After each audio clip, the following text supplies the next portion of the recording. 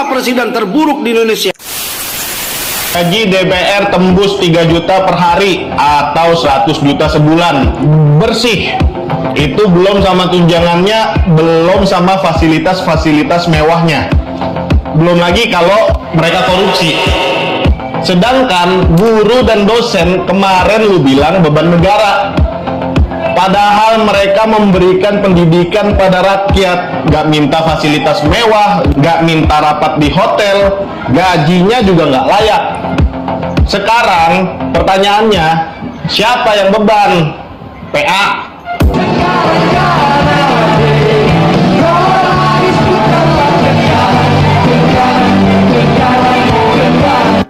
Gila ya, di saat rakyat Indonesia ini sedang kesusahan, sedang menjerit, kalian malah asik berjoget ya, gembira ria, mentang-mentang gaji kalian per harinya itu jutaan ya. Wah, hebat banget ya pejabat-pejabat Indonesia ini. Nggak malu ternyata sama rakyatnya sendiri. Rakyatnya yang kesusahan nyari kerja sulitnya minta ampun, penganggurannya tidak terhitung, sampai kemiskinan pun sudah merata di seluruh Indonesia ini ada kemiskinan. Kalian asik-asik berjoget dengan gaji yang besar. Saya acungin jempol buat kalian. Nggak usah mikirin rakyat, nggak penting rakyat. Nanti saja kalau ada pemilu ya, rakyat dicecar supaya harus nyoblos ya. Itulah Indonesia, negara yang sumber daya alamnya melimpah ruah, pajaknya berjalan terus, tapi tetap miskin, tidak ada kemajuan sedikit pun.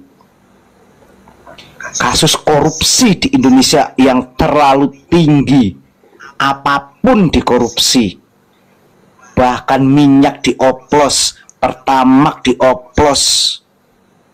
Itulah negara kita yang isinya pejabat-pejabat serakah yang tidak punya malu, muka tembok. Kalian enak-enak joget, sepertinya kalian itu menghina. Dengan gaji kalian yang besar, kalian joget-joget. Luar biasa kalian. Kalau bukan di Indonesia, nggak ada lagi. Nggak malu kalian sama negara lain. Malaysia contohnya, kasus korupsinya tidak terlalu tinggi. Maju nggak? Lumayan maju. Singapura pun kasus korupsinya 0. Negaranya maju. Indonesia kasus korupsinya melambung. Maju nggak? Nggak akan maju sampai kiamat pun.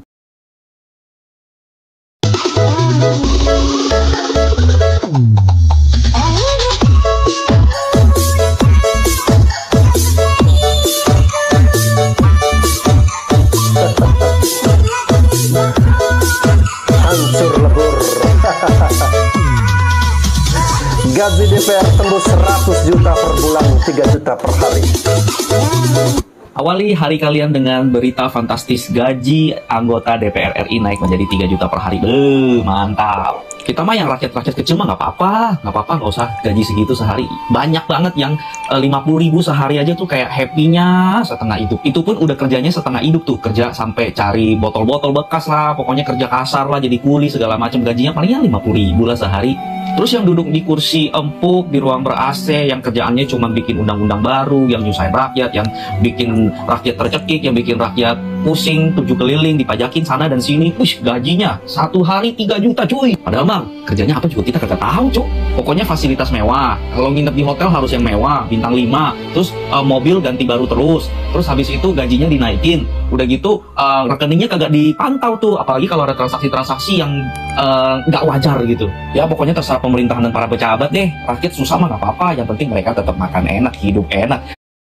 Tahrir, dan ada dalam gigisan pikiran seluruh para pendiri bangsa Indonesia. Seluruh para pendiri bangsa mencita-citakan bahwa kita suatu saat akan memajukan kesejahteraan umum, mencerdaskan kehidupan bangsa, dan ikut melaksanakan ketertiban dunia yang berdasarkan kemerdekaan, perdamaian abadi, dan keadilan sosial.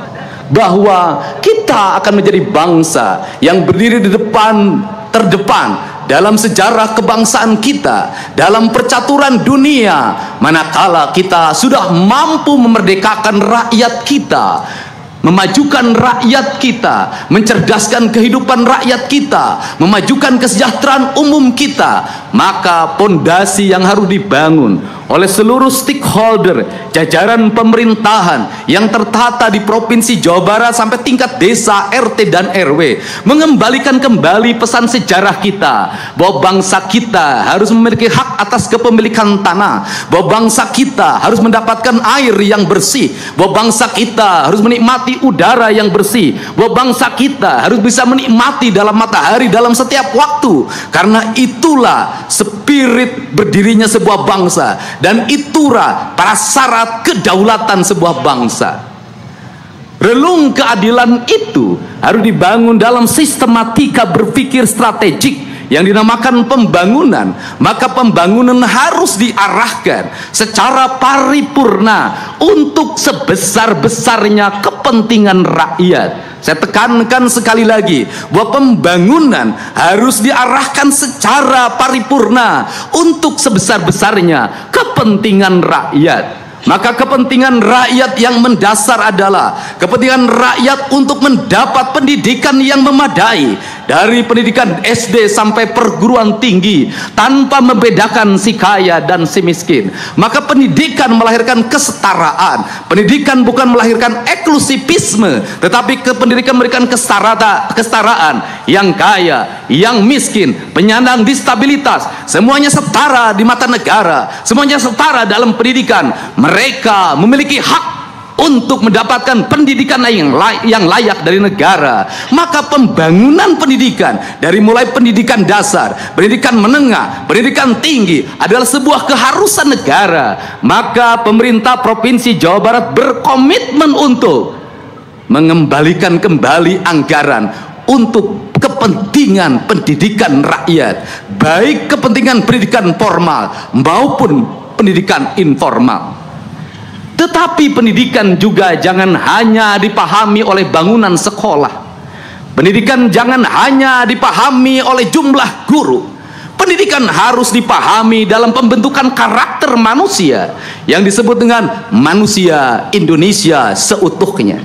Maka manusia Indonesia seutuhnya dalam kaidah Sunda disebutnya rawayan jati.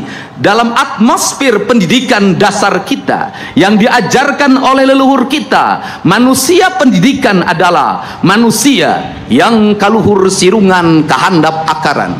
Kaluhur sirungan artinya dia memiliki ide-ide dasar tentang kehidupan, dia memiliki pemahaman ketuhanan yang sangat sempurna. Mereka memiliki teologis yang melahirkan implikasi pembentukan karakter manusia yang dalam kaidah Sunda disebutnya manusia yang cager, bager, bener, pinter, singer. Maka disebutlah Pancawaluya. Maka Pancawaluya harus dibangun melalui gerbang atau pintu. Maka pintu harus dibangun dalam berbentuk kegiatan teknis, baik diatur dalam undang-undang, diatur dalam peraturan pemerintah, diatur dengan Kepres, diatur dengan surat keputusan menteri, peraturan daerah, peraturan gubernur, surat keputusan gubernur, surat edaran, sampai pada tingkat kabupaten kota. Maka seluruh pendidikan dasarnya harus diarahkan pada arah yang sama, bahwa anak-anak Jawa Barat adalah anak-anak yang cager. Kalau ingin anak-anak yang cager, maka konsumsi material makanan anak-anak kita harus bergizi, harus bernutrisi, harus mendapatkan air yang bersih dalam setiap waktu, agar lahir masyarakat cager. Maka masyarakat cager, guru harus mengontrol apa yang dikonsumsi oleh anak-anak kita. Orang tua harus bisa mengendalikan apa yang dikonsumsi anak-anak kita. Dari itulah karakter bangsa akan mulai terbangun. Perspektif hari ini adalah anak-anak Jawa Barat mendapat konsumsi gula yang berlebihan, mendapat konsumsi kadar minyak yang berlebihan, bahkan kadar minyaknya sudah melampaui batas. Anak-anak Jawa Barat tidak mengkonsumsi air yang bersih. Maka pendidikan kita akan terbentuk karakter cager manakala kita mampu menyiapkan seluruh piranti dasar itu. Yang kedua, Kalimat bagar terbentuk oleh sebuah manusia yang memiliki ketaatan. Ketaatan pada siapa? Satu, ketaatan pada Tuhan. Dua, ketaatan pada orang tua. Yang ketiga, ketaatan pada lingkungan masyarakat. Yang keempat, yang paling utama adalah ketaatan manusia pada Tuhan. Dimaknai oleh manusia memiliki ketaatan dan penghormatan kepada tanah, air, udara, dan matahari sebagai esensi dari nasionalisme. Maka dari itu dilahirkanlah gerakan pemerintah harus mengembalikan kembali tata ruang secara benar. Gunung harus berfungsi sebagai gunung, air harus berfungsi sebagai air, sungai harus berfungsi sebagai sungai, danau harus berfungsi sebagai danau, muara harus berfungsi sebagai muara, laut harus berfungsi sebagai laut. Proporsional itu harus dikembangkan dalam sebuah tata ruang yang memadai, tata bangunan yang memadai, tata lingkungan yang memadai. Maka pemerintah daerah Provinsi Jawa Barat secara tegas akan melakukan perubahan yang radikal terhadap berbagai bentuk penyimpangan lingkungan yang bertentangan dengan sendi-sendi kemerdekaan, yang bertentangan dengan prinsip-prinsip kebangsaan, yang bertentangan dengan kedaulatan, yang bertentangan dengan keadilan sosial. Untuk itu rasa adil harus tercipta bagi siapapun, baik yang besar maupun yang kecil, tua dan muda, laki-laki dan perempuan, memiliki kehadiran yang sama tanpa membedakan gender dan unsur-unsur lainnya yang bersifat strata sosial. Maka inilah cita-cita kebangsaan. Kemudian yang ketiga, benar artinya dipahami sebagai sikap transparan dan terbuka, di mana pemimpin yang benar adalah pemimpin yang terbuka terhadap apa yang dilakukan, benar transparan dalam pengelolaan anggaran, benar dalam perencanaan, benar dalam pelaksanaan, benar dalam evaluasi. Maka pembangunan dipahami bukan hanya sebagai output, tetapi juga outcome, benefit bagi kepentingan rakyat. Maka rencana pembangunan harus diarahkan apakah sebuah kegiatan ini memiliki makna bagi stimulus ekonomi, memiliki makna bagi keadilan, memiliki makna bagi perubahan. Maka komponen itu tidak boleh menjadi komponen aksesoris yang harus terbuka, di mana masyarakat bisa mengaksesnya langsung terhadap pemerintah. Kerangka berpikir material digital adalah bukan kerangka aksesoris, tetapi kerangka transparan. Caranya maju.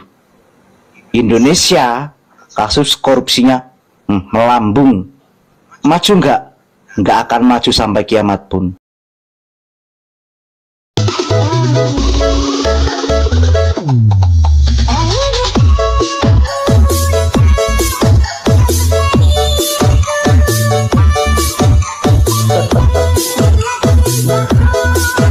Hancur lebur. Gaji DPR tembus 100 juta per bulan, 3 juta per hari. Awali hari kalian dengan berita fantastis, gaji anggota DPR RI naik menjadi 3 juta per hari. Mantap. Kita mah yang rakyat-rakyat kecil mah nggak apa-apa, nggak usah gaji segitu sehari. Banyak banget yang 50.000 sehari aja tuh kayak happy-nya setengah hidup. Itu pun udah kerjanya setengah hidup tuh, kerja sampai cari botol-botol bekas lah, pokoknya kerja kasar lah, jadi kuli segala macam. Gajinya palingnya 50.000 lah sehari.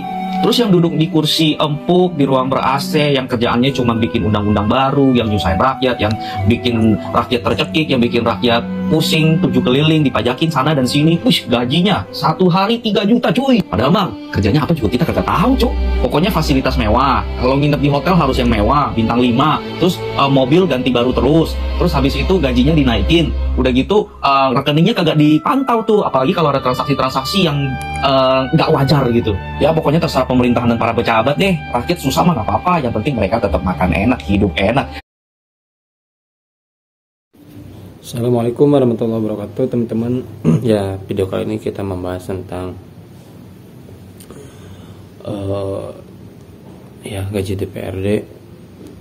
Bukan DPR doang, DPR yang naik, yang perharinya itu mencapai 3 juta ya teman-teman. Gila sih, fantastis teman-teman. Bayangkan sebulan berapa itu ya.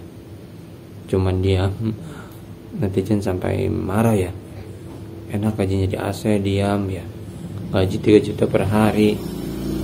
Waduh, dan Kang Deddy pun ya, tadi kita sudah lihat ya pidato dari Kang Deddy ya, untuk mengingatkan para anggota DPR, anggota Dewan ya, agar Jangan memanfaatkan situasi seperti ini.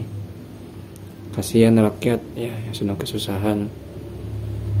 Dan anehnya kenapa Prabowo menaikkan gaji DPR ya teman-teman di saat masyarakat seperti ini. Ya jujur sih ya, yang milih Prabowo jujur sih ya nyesel ya, kalah sama Kang Deddy kebijakannya. Dan ya tadi pun ada segelintir ya ucapan dari Kang Deddy untuk mengingatkan para anggota dewan ini ya teman-teman. Oke teman-teman, itu dulu kali ini, terima kasih, semoga sehat selalu. Assalamualaikum warahmatullahi wabarakatuh.